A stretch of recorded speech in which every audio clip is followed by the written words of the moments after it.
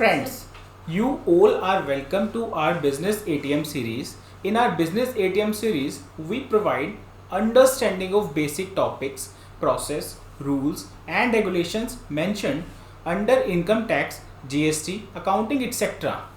We have already covered number of topics under this series, and with your support, we will continue the same as Team Dizzy Accounto is committed for the same. Friends, you definitely heard about the process of job work, but in practical life of an accountant and businessman, the compliances of the job work process are not so easy. It involves preparation of various documents, compliances of preset procedure, management of prescribed time limit, etc. So friends, today we will discuss the topic job work under GST, or what would be the impact of goods and service tax on job work. We will try to provide you complete guide to job work under GST in India. So friends, be with us till the end of this video, and if you like the same, please like and subscribe our channel for continued knowledge and updates. There are so many businesses like engineering business, textiles business, jewelry business, etc. who requires to obtain outsiders services to make their product final or ready to sell into the market. The businesses who used these services called principal. The outsider who performs such services over the goods belonging to another person called job worker, and the services, process or treatment in itself called job work. For example, Messrs A Limited, a garment manufacturing company, sends semi-finished garments for printing and designing work to Messrs B Limited. In the given case, Messrs A Limited will be called principal, Messrs B Limited will be called job worker, and the process of printing and designing over the semi-finished garments will be called job work. Friends, as per rules or law framed under GST, there will be no GST liability on sending the goods by the principal to the job worker, or on returning the goods from the job worker to the principal after completion of job work process. Under GST law, there are complete set of provisions which covers complete process of job work. GST law divides the job work process into three steps. First is sending inputs or capital goods from principal to job work. Second is treatment or processing by job worker on the goods belonging to the principal. Third one is returning the goods by the job worker to the principal. So friends, we will cover all the above said three steps in details now. So be with us till the end of this video. Now we comes to our first step, that is sending input or capital goods from principal to job worker. Friends, input or capital goods sent by principal to job worker will not attract any GST liability. As per GST, in the process of job work, principal need to issue various documents or need to follow a preset procedure for complete compliances. Requirement for issuance of documents depends on the situations under which goods are going to send to the job worker. First situation, where goods are sent by principal to the job worker. In this case, principal need to prepare and issue delivery challan in triplicate as mentioned under GST law. Out of these three, 2 copy of delivery challan may be sent to the job worker along with the goods. Now, second situation, where goods are sent directly by third person to the job worker. Friends, in some cases, principal can direct the third person to send the goods directly to the job worker under bill to and ship to invoice model. In that case, that third person will send an invoice along with goods. Invoice will be issued in the name of principal buyer, and under ship to column it will show the details of job worker. As per GST law, in the given case, principal will issue a delivery challan and send the same to the job worker directly. Now, situation third, where principal imports the goods and directly send to the job worker. Sometime principal imports the goods and send the goods to the job worker directly from the customs station. In that case, principal will be required to issue the delivery challan and copy of bill of entry to the job worker along with such goods. Format of delivery challan. Friends, as we discussed, principal will be required to issue delivery challan, but do you know what would be the format or what would be the contents of this delivery challan?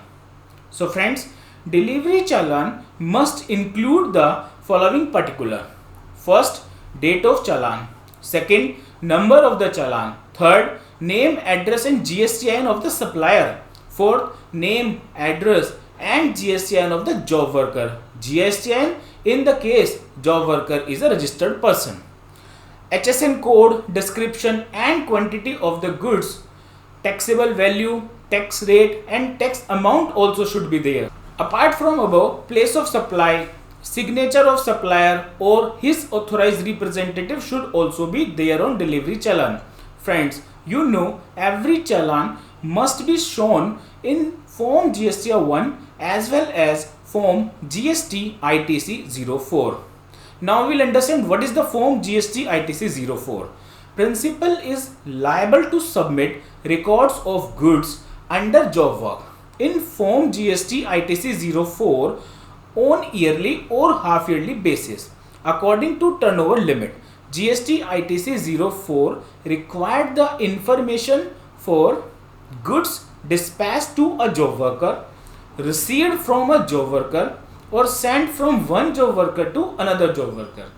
Friends, for the person whose annual aggregate turnover is more than 5 crore, frequency of filing form GST ITC 04 will be half yearly. Means due date for the period from April to September will be 25th of October, while due date for the period from October to March will be 25th of April. Now, for the person whose annual aggregate turnover is up to rupees 5 crore, frequency for filing form GST ITC 04 will be yearly. Meaning by yearly form for financial year 2022-23, due date will be 25th of April 2023. Now friends, we came to the provision with regards to issuance of e-way bill when goods sent by principal to job worker.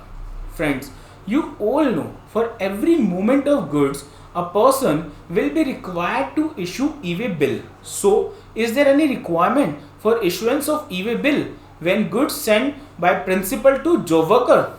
So, let's see. Friends, yes, in case of movement of goods, mean goods sent by principal to job worker, provision of issuance of e-way bill will also be applicable. In this case, either principal or registered job worker shall be required to issue e-way bill for every movement of goods on delivery challan. Now, we came to provision, can principal claim input tax credit on the goods sent to the job worker? So friends, as per GST law, there is no restriction for claiming ITC by the principal for the goods sent to the job worker. The principal can claim full ITC on these goods. Now we come our second point in job work process, that is treatment or processing by job worker on the goods belonging to the principal. Friends, as you all know, treatment or processing undertaken by job worker over the goods belonging to principal called job work. As per GST law, job work is qualified as a supply of services. For the job work services, job worker will charge its service charges from the principal by issuance of job work invoice. In that case, job worker would be liable to charge GST as per prescribed GST rate.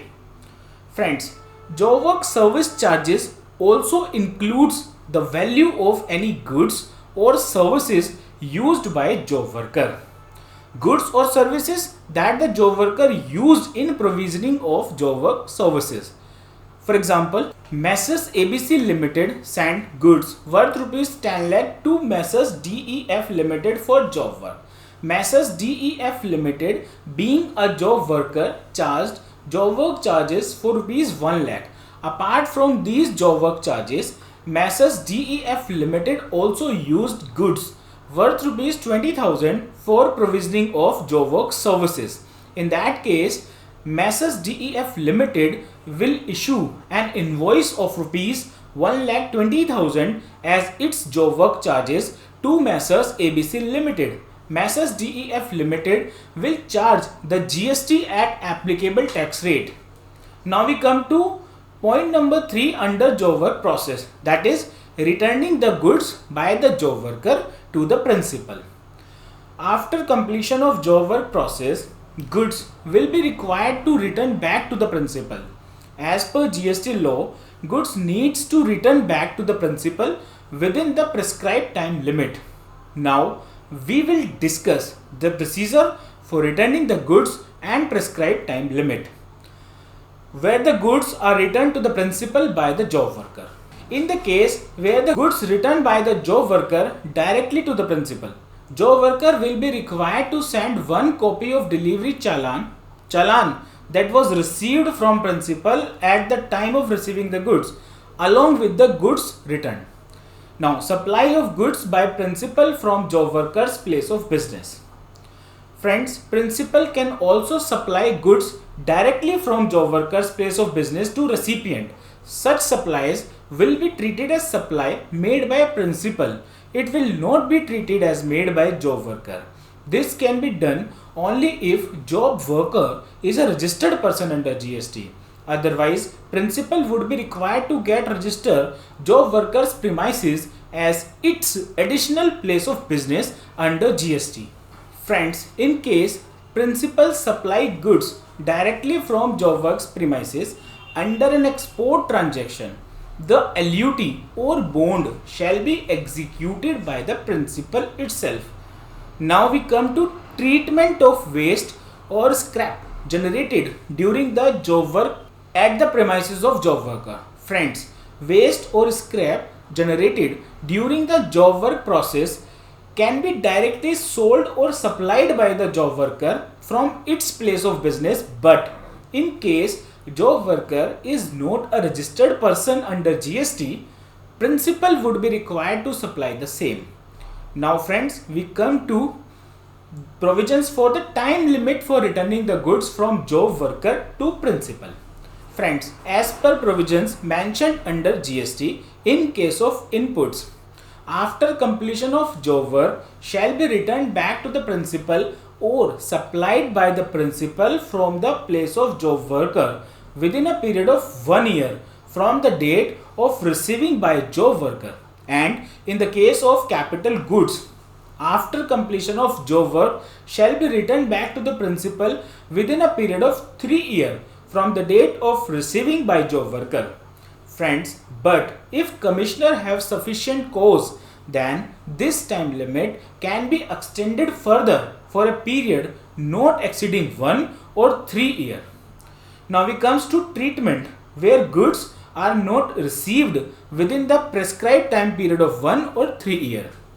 Now, if the input or capital goods are neither received back by the principal nor supplied from the job worker's place of business within the prescribed time period, it shall be deemed that such input या capital goods had been sold or supplied by the principal to job worker on the day when the said input or capital goods were sent to the job worker. In such case, principal would issue an invoice for the input or capital goods to the job worker. Principal would require to show this supply or sale in his return for that particular month in which the time period of 1 year or 3 years has expired. In that case, date of supply shall be the date on which such inputs or capital goods were initially sent to the job worker. As per CBIC clarification, the interest for the period shall also be charged. Now, when such input or capital goods returned by the job worker to the principal after the prescribed time period of 1 or 3 years, it would be treated as supply made by the job worker to the principal. In that case, job worker will issue an invoice for the same in the name of principal, and job worker would require to pay GST thereon. And in case job worker is not a registered person under GST, then job worker first will apply the registration, and thereafter he would be required to follow the prescribed procedure. For example, Messrs A Limited sent semi-finished bags for printing logo to Messrs B Limited on 1st of May 2021. Now please suggest treatment under GST in the following cases. Case number 1, if Messrs B Limited return the bags after completion of job work process on 10th of December 2021, that is within a period of 1 year. Now option B is if Messrs B Limited returns the bags after completion of job work process on 31st of August 2022. Now we will see the answer. In the given case, case number 1, Messrs B Limited returns the bags to Messrs A Limited on 10th of December 2021, that is within prescribed time period of 1 year. So in that case, Messrs B Limited will send the goods to Messrs A Limited along with copy of delivery challan received by him from Messrs A Limited at the time of receiving the goods. Messrs B Limited will issue an invoice for its job work charges, including any goods used in provisioning of job work services with applicable GST rate. Now in case number B, in the second case, goods have not been returned within the prescribed time period of 1 year. So Messrs A Limited would be required to issue an invoice to Messrs B Limited dated on 1st of May 2022, that is date at which time limit of 1 year expired. Messrs A Limited would be required to show this supply under its GSTR 1 for the month of May 2022 and required to pay calculated GST with interest for the period from 1st of May 2021 to 1st of May 2022. Now Messrs B Limited would also be required to issue an invoice to Messrs A Limited on 31st of August 2022 and would also be required to pay calculated GST thereon if Messrs B Limited is not registered under GST. Then first, Messrs B Limited would be required to get registration under GST. So friends, that's all about job work procedure under GST Act. We tried to cover all the provisions in details. We hope it will equip you with a complete knowledge of the topic. In case of any query and support, please comment in comment section. We will be very happy to answer the same. Please like, follow and subscribe us at our social media platform so that our Business ATM series videos can directly deliver to your inbox. Friends, choose Digi Accounto as your compliance partner as we are accurate, professional and cost effective. Choose Digi, karo compliance easy. Thanks friend. Thank you very much for listening. Thank you.